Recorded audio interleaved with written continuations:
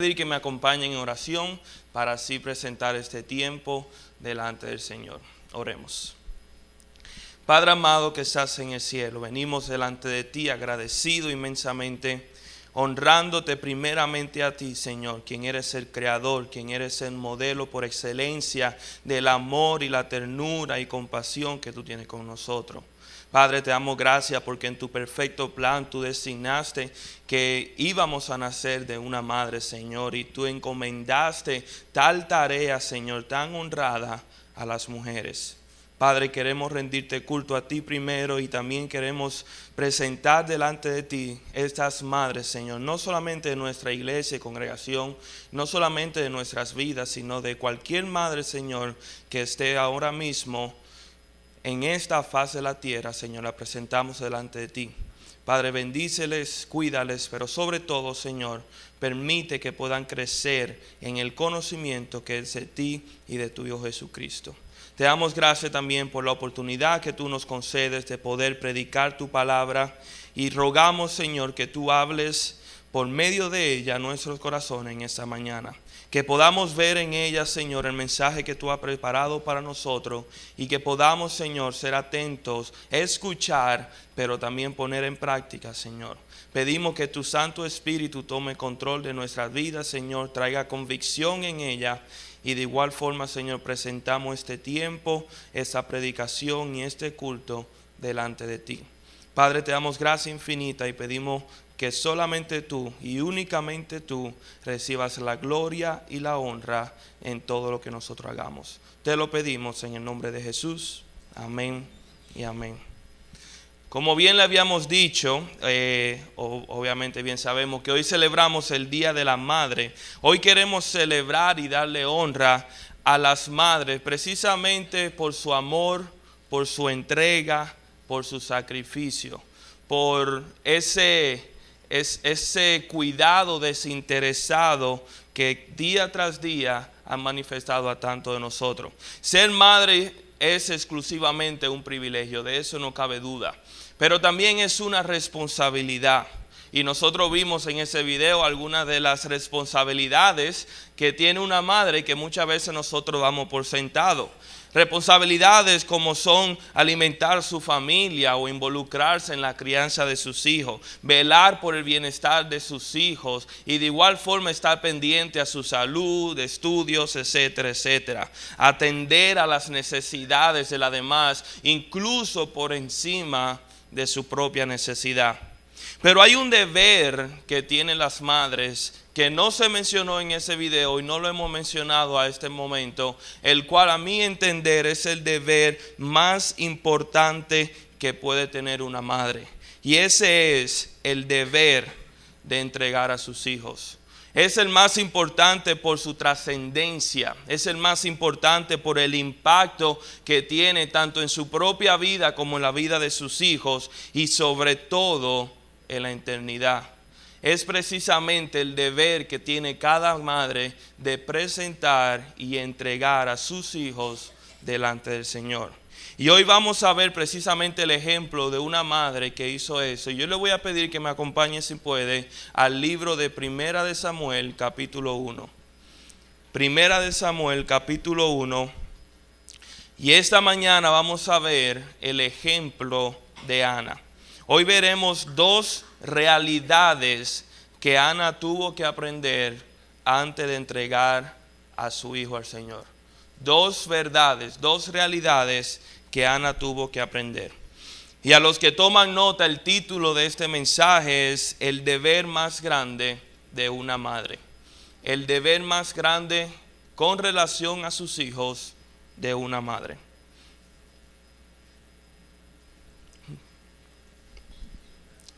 Primera de Samuel, capítulo 1. La lectura es un poco extensa porque vamos a leer el capítulo 1 completo y parte del capítulo 2. Así que les voy a pedir que, aunque estén sentados, pues traten de seguirnos en sus Biblias. Dice así la palabra de Dios, Primera de Samuel, capítulo 1, versículo 1. Hubo un varón de Ramataim, de Sofim, del monte de Efraín, que se llamaba Elcana, hijo de Jeroham, hijo de Eliú, hijo de Toú, hijo de Suf, efrateo. Y tenía él 2 mujeres, el nombre de una era Ana y el de la otra Penina. Y Penina tenía hijos, mas Ana no los tenía. Y todos los años aquel varón subía de su ciudad para adorar y para ofrecer sacrificio a Jehová de los ejércitos en Silo, donde estaban 2 hijos de Elí, Ofni y Finés, sacerdotes de Jehová. Y cuando llegaba el día en el que Elcana ofrecía sacrificios, daba a Penina su mujer y a todos sus hijos y todas sus hijas, a cada uno su parte. Pero a Ana daba una porción, una parte escogida, porque amaba a Ana, aunque Jehová no le había concedido tener hijos. Y su rival la irritaba, enojándola y entristeciéndola, porque Jehová no le había concedido tener hijos. Así hacía cada año cuando subía a la casa de Jehová, la irritaba así, por lo cual Ana lloraba y no comía. Y Elcana, su marido, le dijo: Ana, ¿por qué lloras? ¿Por qué no comes? ¿Y por qué está afligido tu corazón? ¿No te soy yo mejor que 10 hijos? Y se levantó Ana después que hubo comido y bebido en Silo, y mientras el sacerdote Elí estaba sentado en una silla junto a un pilar del templo de Jehová, ella con amargura del alma oró a Jehová y lloró abundantemente. E hizo votos diciendo: Jehová de los ejércitos, si te dignares mirar la aflicción de tu sierva y te acordares de mí y no te olvidares de tu sierva, sino que dieres a tu sierva un hijo varón, yo lo dedicaré a Jehová todos los días de su vida y no pasará navaja sobre su cabeza. Mientras ella oraba largamente delante de Jehová, Elí estaba observando la boca de ella. Pero Ana hablaba en su corazón y solamente se movían sus labios y su voz no se oía. Y Elí la tuvo por ebria. Entonces le dijo Elí: ¿hasta cuándo estarás ebria? ¿Digiere tu vino? Y Ana le respondió diciendo: no, señor mío. Yo soy una mujer atribulada de espíritu. No he bebido vino ni sidra, sino que he derramado mi alma delante de Jehová. No tengas a tu sierva por una mujer impía, porque por la magnitud de mis cónyuges y de mi aflicción he hablado hasta ahora.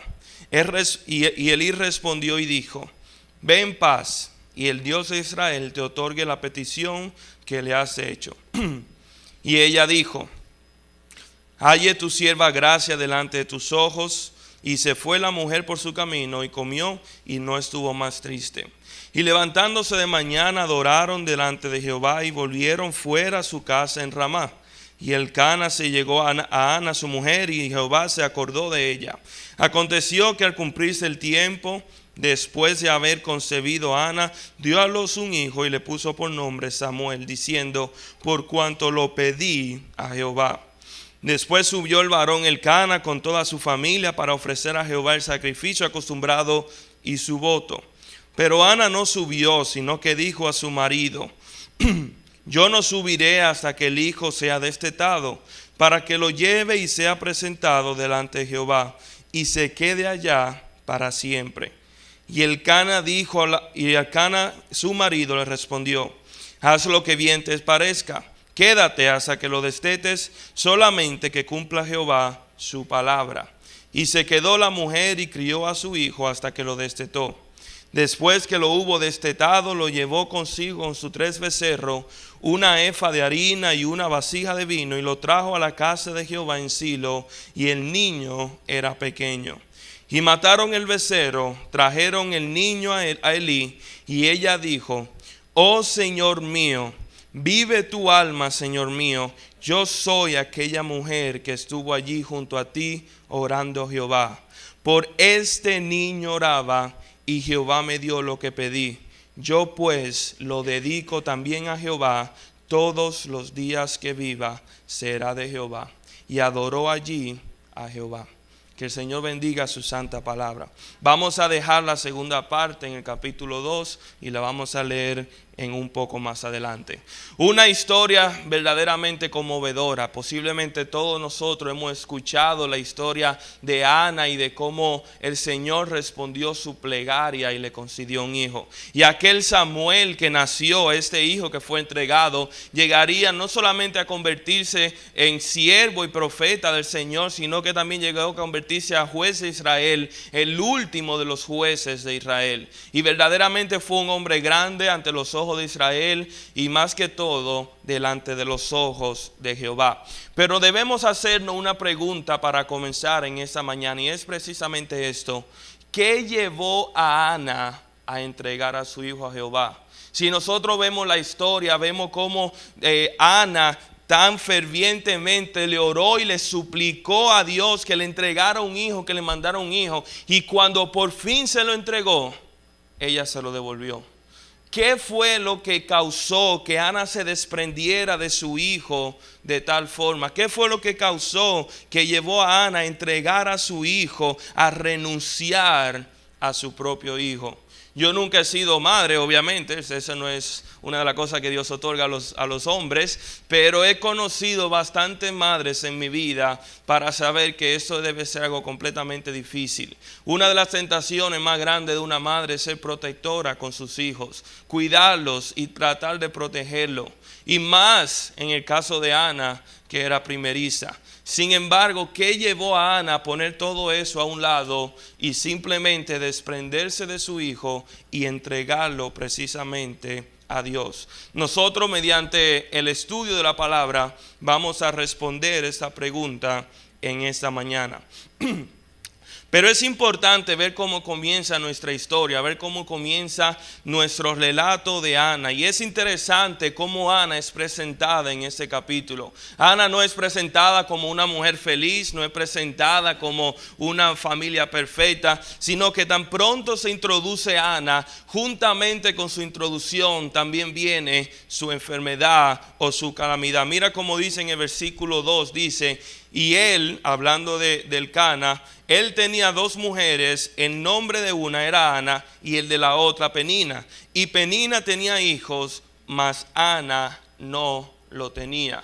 Y prontamente somos introducidos con esta tragedia que había golpeado la vida de Ana. Esta era la razón principal del tormento y la agonía de Ana, el hecho de que Ana era estéril. Y si queremos entender por qué es tal agonía y tan tormento al que Ana había sido sometida, es necesario entender un poco de lo que es la cultura hebrea de aquel entonces. Ser estéril era considerado una de las tragedias más grandes que podía tener una mujer. Era considerado una maldición de parte de Jehová. En Deuteronomio 7, versículos 13 al 14, Jehová nos enseña que los hijos eran una señal de bendición de parte de Dios. Y partiendo de ese versículo, los hebreos decían: bueno, si bien los hijos son una bendición de parte de Dios, el hecho de que tú no tengas hijos por una u otra razón tiene que ser una maldición de parte de Dios. Y ese peso, esa maldición, esa carga de no poder tener hijos, era una carga abrumadora que cuando nosotros vemos las escrituras, mujeres que también eran estériles, mujeres que no habían concebido hijos, es impresionante ver las reacciones que ellas tuvieron ante esa condición. Por ejemplo, nosotros vemos en Génesis capítulo 16 que hemos estado estudiando el ejemplo de Sara, la cual era estéril. El Señor le había prometido que Abraham iba a tener un hijo por ella, pero Ana no soportaba ser estéril, sino que hizo fue que le entregó su sierva Agar a Abraham para que tuviera un hijo por la sierva. Y esto obviamente trajo gran conflicto y contienda entre Sara y Agar y entre Ismael e Isaac. Génesis capítulo 30, nosotros vemos como Raquel, la esposa de Jacob, que también era estéril, clama a Jacob y le dice: yo prefiero morir antes que quedarme estéril. Y ahí vemos el deseo de ella preferir incluso la muerte al hecho de quedarse viva sabiendo que no pudo tener hijo. Génesis capítulo 38, nosotros vemos una triste historia. Tamar, quien era la nuera de Judá, el primogénito de Jacob, ella se había vestido de ramera, se había vestido de prostituta y le había llegado a su suegro, había tenido relaciones con su suegro, debido a que sus dos esposos, que eran hijos de Judá, murieron. Tanto el uno que se llamaba como el otro que se llamaba Onán, murieron y no le dejaron hijo. Y ella vio su calamidad. Obviamente, siendo viuda no podía casarse, sino que tenía que pasar al próximo hermano. Y al ver de que no le querían entregar a su próximo hermano, pensando que a lo mejor también iba a morir, se desesperó y se llegó a su suegro.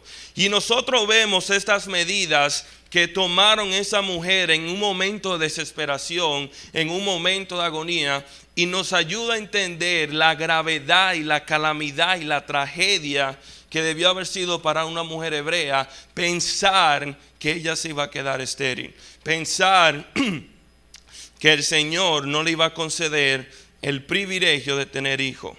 Eso nos enseña la deshonra y la tragedia que era para esa mujer y también para Ana el simplemente hecho de no tener hijos. Pero nosotros vemos que la esterilidad de Ana no era por circunstancias, sino era por circunstancias biológicas. ¿Qué significa eso? Ella no era estéril por el simple hecho de no tener un marido, un hombre, sino porque su cuerpo no le permitía quedar embarazada. Y aunque nosotros sabemos que esta esterilidad no era una maldición verdaderamente, sino que esto era una oportunidad para que el nombre de Dios sea engrandecido en la vida de Ana y en la de su familia. Nosotros vemos un ejemplo parecido. De hecho, el domingo pasado nuestro pastor invitado predicó de este pasaje en Juan capítulo 9, cuando Jesús es confrontado sobre un ciego que había nacido ciego desde su nacimiento. Y a Jesús le confrontaron y le preguntaron: ¿quién pecó para que este hombre sea ciego? ¿Quién es el culpable de su ceguera? A lo que Jesús responde en el capítulo 9, versículos 2 y 3 de Juan lo siguiente. Y le preguntaron sus discípulos diciendo: Rabí, ¿quién pecó, este o sus padres, para que haya nacido ciego? Y respondió Jesús: no es que pecó este ni sus padres, sino para la obra de Dios sea manifestada en él, para que las obras de Dios sean manifestadas en él. La ceguera de este hombre, el propósito de esta ceguera era para que el poder de Dios sea evidenciado. Y de igual forma nosotros vemos que en Ana el propósito de esta enfermedad, el propósito de que ella no tuviera hijo, era precisamente para que el nombre de Dios sea glorificado y exaltado en su vida. Ciertamente Dios tenía un propósito con Ana y vamos a ver esto un poco más adelante en profundidad. Pero no era suficiente para Ana tener una condición estéril. Como si eso fuera poco, también nosotros vemos otro factor en su vida que era su rival, que era la otra esposa de su esposo, que se llamaba Penina. Esa mujer, dice aquí la palabra, que le recordaba constantemente de su esterilidad, mortificándola al punto tal de que la pobre Ana simplemente podía llorar y entristecerse ante su realidad. Y es necesario pausar aquí por un segundo y explicar, porque obviamente nosotros vemos un matrimonio bigamio aquí en las Escrituras que no estamos acostumbrados a ver. Tenemos que entender que la Biblia, aunque no condena explícitamente la poligamia, bien podemos saber que nunca fue el plan de Dios para el matrimonio y para la familia. Cuando Dios creó al hombre, lo creó Adán y Eva, una mujer y un hombre. Dios no creó un hombre y múltiples mujeres usando posiblemente la excusa de que no había que poblar la tierra, pero Dios encontró que un hombre y una mujer eran más que suficiente para formar una familia. De igual forma nosotros tenemos que ver lo que es el matrimonio como la representación terrenal de lo que es la unión de Cristo y su iglesia. Y nosotros vemos precisamente eso, que es Cristo y su iglesia, no Cristo y sus iglesias en plural, sino que en singular su única iglesia. Y este pasaje también nos da evidencia por qué esto no era la voluntad del Señor. Cuando nosotros vemos que debido a esta unión, debido a esta bigamia en la cual estaban involucrados, había rivalidad entre estas dos mujeres. Había una evidencia de que simple y llanamente una tenía un favoritismo, que era Ana sobre la otra, y ese favoritismo creaba rivalidad. Versículo 5 nos enseña cómo Elcana amaba a Ana de una forma especial, y ese amor que le tenía produjo cierta rivalidad. Es posible que Ana fuera la primera esposa de Elcana, y esa era una costumbre común, que al darse cuenta que Ana no podía tener hijo, pues entonces tomara otra esposa para que le diera hijo, que en este caso vendría siendo Penina. Pero independientemente de esto, nosotros podemos ver que Elcana amaba a Ana, y esto irritaba a Penina en gran manera, al punto tal que ella menospreciaba a Ana al punto de llorar y de no querer comer más, como nosotros vemos en los versículos 6 y 7. Y es inevitable uno leer esos versículos y poder decir, bueno, aquí le están haciendo bullying a Ana, pero verdaderamente es una versión del Antiguo Testamento de lo que nosotros hoy llamamos bullying, o lo que es un acoso. Esto hacía daño, eso perjudicaba a Ana, pero no solamente eso, sino que era constante. Porque aquí dice el versículo que eso sucedía año tras año, año tras año. Ya sea por su condición estéril o por el menosprecio de Penina, la realidad era que Ana se encontraba en gran agonía. Ana se encontraba en gran agonía y sufrimiento. Es casi imposible nosotros leer este pasaje y no poder identificarnos con el sufrimiento de Ana. Cuando nosotros leemos pasajes o los versículos, como es el versículo 8 que dice, Ana, ¿por qué lloras? ¿Por qué no comes? ¿Y por qué está afligido tu corazón? Versículo 10 dice que ella con amargura del alma oró a Jehová y lloró abundantemente. Versículo 11 dice que Jehová de los ejércitos, Ana le pide, si te dignares a mirar la aflicción de tu sierva. Versículo 12 nos enseña que ella lloraba, precisamente decía que ella oraba largamente delante de Jehová. Y nosotros vemos la cúspide de este sufrimiento en los versículos 15 y 16. Fíjense cómo dice estos versículos. Versículo 15 dice, y Ana le respondió, esto es Ana hablándole al sacerdote Elí, no, Señor mío, yo soy una mujer atribulada de espíritu, no he bebido ni sidras ni vino, sino que he derramado mi alma delante de Jehová. No tengas a tu sierva por una mujer impía, porque la magnitud de mis cónyuges y de mi aflicción he hablado hasta ahora. Esto no era un problema casual para Ana, no era una situación incómoda o desagradable, sino que era un problema, era una desgracia que cautivaba sus sentidos y arropaba cada ámbito de su vida. Y peor aún que eso, nosotros vemos la impotencia de Ana al hecho de no poder tampoco hacer nada. Obviamente en ese entonces no existían los avances médicos que nosotros tenemos hoy en día para tratar de curar o de contrarrestar lo que es la infertilidad. Tampoco había ningún remedio casero o algo que ella pudo haber usado para sanar su condición, sino que lo único que ella podía hacer es simplemente quedarse y mirar impotentemente cómo ella no podía buscar o tener una solución. Y yo pienso que todos nosotros en algún momento nos hemos sentido como Ana, ante una situación que escapa de nuestro control, ante una situación a la cual nosotros nos podemos sentir impotentes, que simple y llanamente lo único que podemos hacer es sentarnos y ver cómo la situación empeora. No importa los sentimientos, no importa el deseo que tengamos, no sirve para nada, sino que lo único que podemos hacer es observar cómo el problema o las cosas toman su propio rumbo. Y eso es precisamente lo que estaba experimentando Ana en ese momento.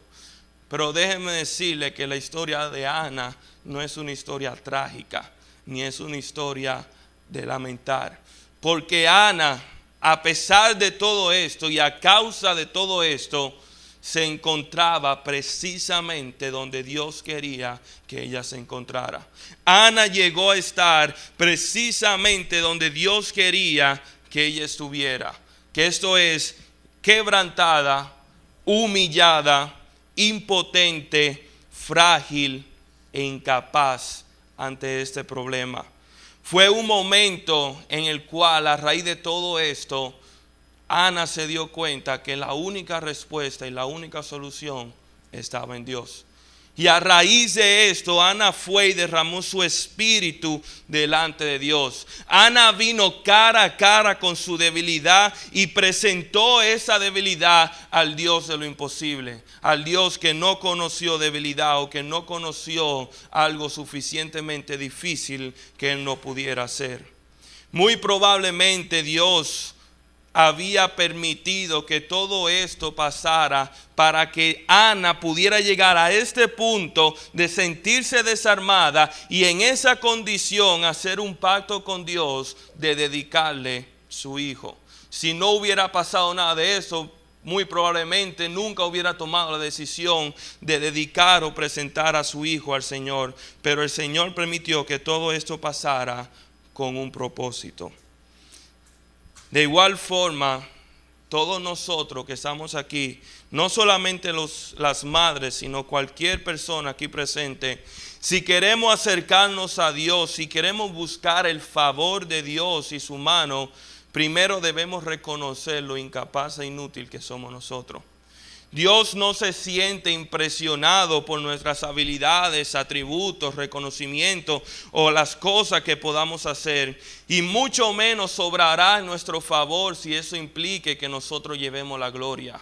No, Dios sobrará solamente en aquellos quienes se humillan delante de Él. Dice su palabra en Salmo capítulo 51, versículo 17. Los sacrificios de Dios son el espíritu quebrantado, y al corazón contrito y humillado no desprecias tú, oh Dios. Salmo 34, 18 dice: cercano está Jehová a los quebrantados de corazón, y salva a los contritos de espíritu.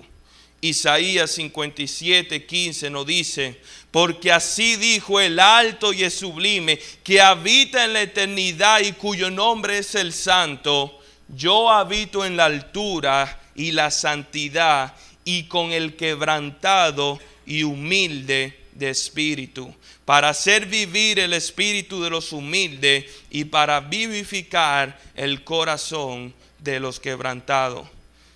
Y muchas veces Dios nos ayuda, así como ayudó a Ana, a llegar precisamente a este lugar en el cual nos sintamos humillados, quebrantados y vulnerables, y confiemos en Dios.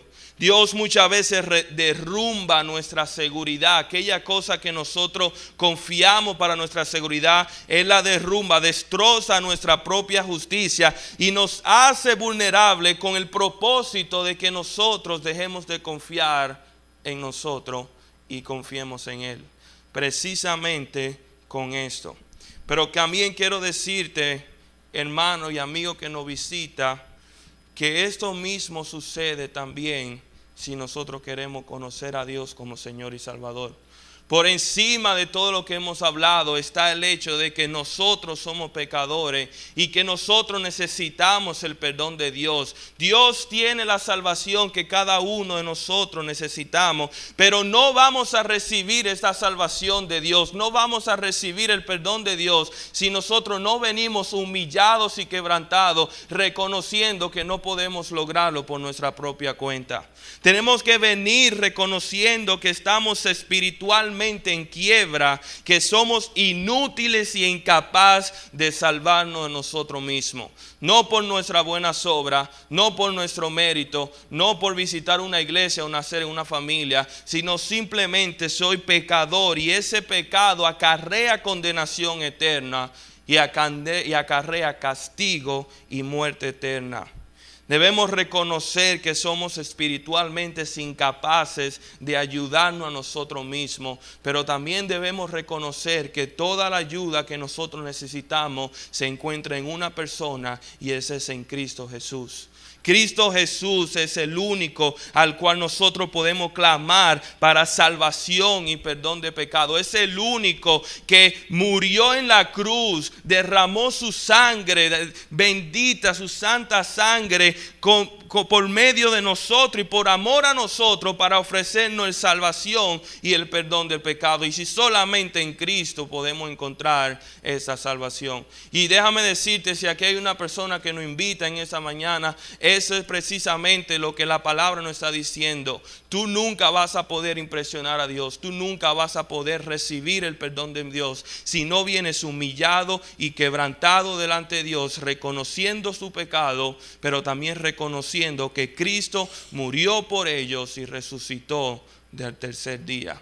Esa es la única forma que podemos recibir salvación, como fue la única forma en que Ana pudo recibir la ayuda de parte de Dios.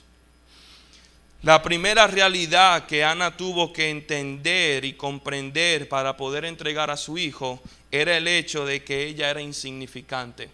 Pero la segunda realidad que ella tuvo que entender fue la grandeza de Dios.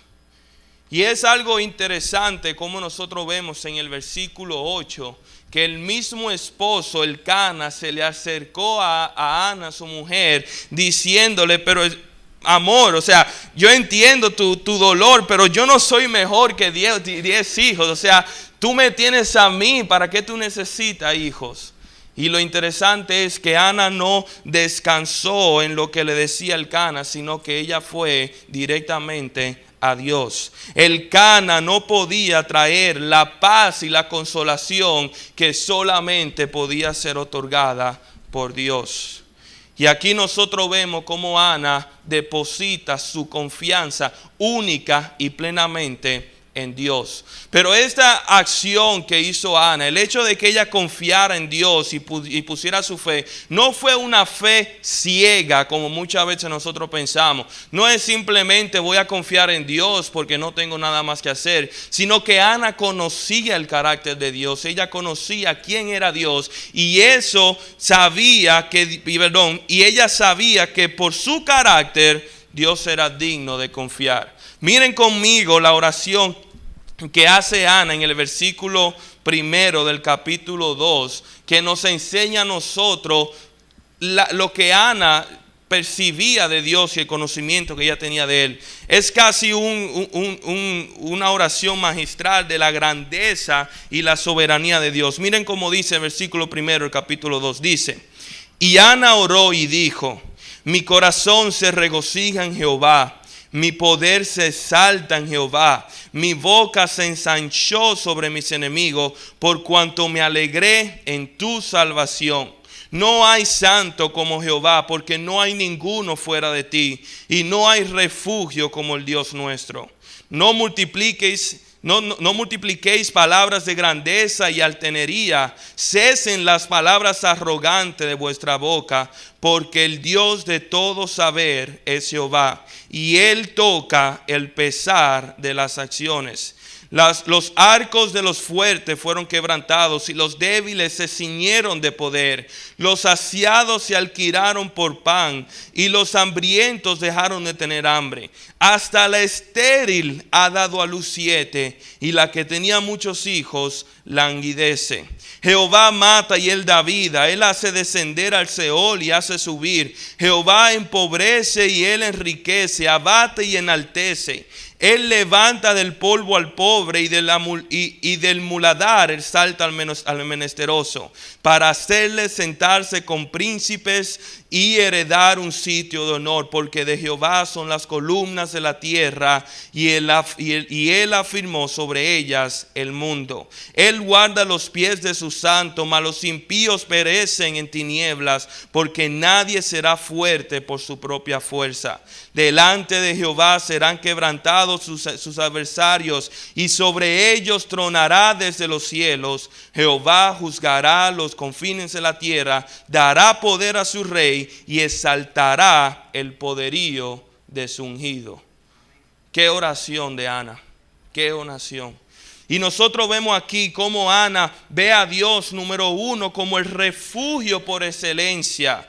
Versículo 3, Ana ve a Dios como aquel que conozca y juzga a los hombres. Versículo 4 al 8, nosotros vemos al Dios soberano e omnipotente sobre su creación. Nosotros vemos en el versículo 9 al Dios que protege al justo, y en el versículo 10 nada más y nada menos que al Dios todopoderoso. Y Ana basó su fe en el carácter de Dios, no meramente en el nombre de Dios, sino en lo que ella conocía y sabía quién era Dios. La palabra nos enseña en Romanos capítulo 10 versículo 17 que así que la fe es por el oír, y el oír por la palabra de Dios. ¿Y de quién habla la palabra de Dios? Precisamente de Él, de Dios. Y si nosotros queremos conocer a Dios y queremos saber más de Dios y queremos descubrir su carácter, tenemos que ir necesariamente a su palabra. Y ahí encontraremos la fe que nosotros necesitamos. Ana entendió lo frágil e insignificante que era ella, pero también entendió lo grande y lo glorioso que era Dios. Y una vez que Ana entendió eso, una vez que ella entendió lo inútil que ella era y lo grande y poderoso que era Dios, entonces tomar a su hijo, desprenderse y dedicárselo a Dios era una opción obvia y fácil delante de ella. Yo recuerdo hace mucho, la primera vez que vi la película del Titanic, yo siendo un muchacho, y me impactó mucho. Obviamente todos recordaremos las muertes, las personas murieron y todo eso.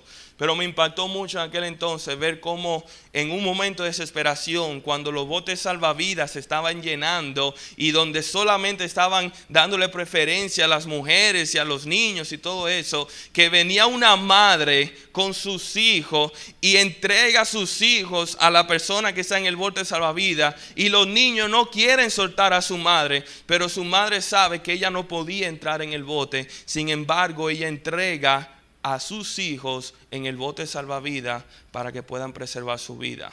Nosotros somos como el Titanic y por nuestra cuenta solamente podemos hundirnos, pero el Salvador de vidas es Cristo Jesús, es Dios, y en Él podemos depositar nuestra fe, nuestra confianza y nuestra familia, porque Él la cuida y la protege. Y esto fue precisamente lo que hizo Ana. Depositó su confianza en Dios. Ella hizo un voto nazareno. Vemos en el versículo 11 que ella, el voto que hace es de no pasar navaja sobre su cabeza. Y no vamos a entrar en detalles de lo que es un voto nazareno. Si alguien quiere investigar, puede buscar en Números capítulo 6, versículos del 1 al 8. Pero lo que esto significaba era que Samuel iba a ser apartado para Dios, única y exclusivamente para el servicio del Señor. Y hay dos factores interesantes sobre este voto. Número uno, el voto nazareo era por un periodo de tiempo. O sea, uno hacía un voto por 1 año, 2 años, 3 años, y cuando terminaba el voto, pues era libre de su compromiso. Pero aquí vemos que Ana hizo un voto indefinido, todos los días de su vida, para siempre. Pero no solamente eso, sino que ella hizo el voto incluso antes de quedar embarazada, porque ella sabía mucho antes de que iba a quedar embarazada que ya su corazón había encontrado el refugio en el Señor. Y esto nos enseña dos cosas de la entrega de Ana. Número uno, que Ana entregó, la entrega y la dedicación de Ana de Samuel no fue ni temporal ni parcial. sino que fue una entrega completa y para siempre. Y Ana entregó a Samuel al Señor, se desprendió de Samuel, se lo entregó de la misma forma que Abraham tomó a su hijo Isaac y lo entregó. De la misma forma que Dios se desprendió de su hijo y lo entregó en sacrificio y propiciación por nosotros. En ese momento es de menester volver a la pregunta inicial. ¿Qué llevó a Ana a entregar a su hijo al Señor? ¿Qué le motivó? ¿Qué le impulsó a hacer esto? Número 1, Ana entendió sus limitaciones. Número 2, Ana entendió la soberanía y la grandeza de Dios. Como madre, ella sabía que ella no podía suministrar todo lo que su hijo necesitaba. Su salud no dependía de ella, sino que dependía de Dios. Ana no podía garantizar la seguridad de su hijo, sino que solo Dios. El sustento que ella podía darle a su hijo estaba condicionado a lo que Dios dispusiera que ella podía tener. Incluso su propia vida era frágil porque ella no conocía sus días y no sabía si el día de mañana estaría presente. Mas todo esto, Ana entregó a su hijo a aquel a quien es poderoso para cuidarlo y aquel también al que le pertenece. Lean conmigo nuevamente versículos 27 y 28. Dice así: por este niño oraba y Jehová me dio lo que pedí. Yo pues lo dedico también a Jehová. Todos los días que viva será de Jehová. Y adoró allí a Jehová. Hermanos, hermanas, madre, este es precisamente a lo que el Señor nos ha llamado, a devolverle a Él aquello que el Señor nos ha dado. ¿Cómo puedo presentar o dedicar a mi hijo? Sencillo. Número 1, por favor, no lo traiga aquí a la iglesia y se lo entregue al pastor. Eso es lo primero, se lo agradeceremos. Pero si verdaderamente queremos entregar y dedicar a nuestro hijo, eso implica, número 1, instruirlo en los caminos del Señor. Hacer de esto nuestra prioridad por encima de todo. Anteponer la voluntad de Dios para Él por encima de nuestra propia voluntad para ellos. Y orar para que Dios cumpla su propósito en ellos. Si Ana o cualquiera madre que está aquí presente verdaderamente busca lo mejor para su hijo, verdaderamente busca lo mejor para su familia, entonces tenemos que presentarlos delante de Dios en oración, someterlo a la voluntad de Dios, porque Él es el único que puede proveer esto y no nosotros. Vamos a finalizar con una oración pidiéndole al Señor que nos ayude a poner todo eso por práctica.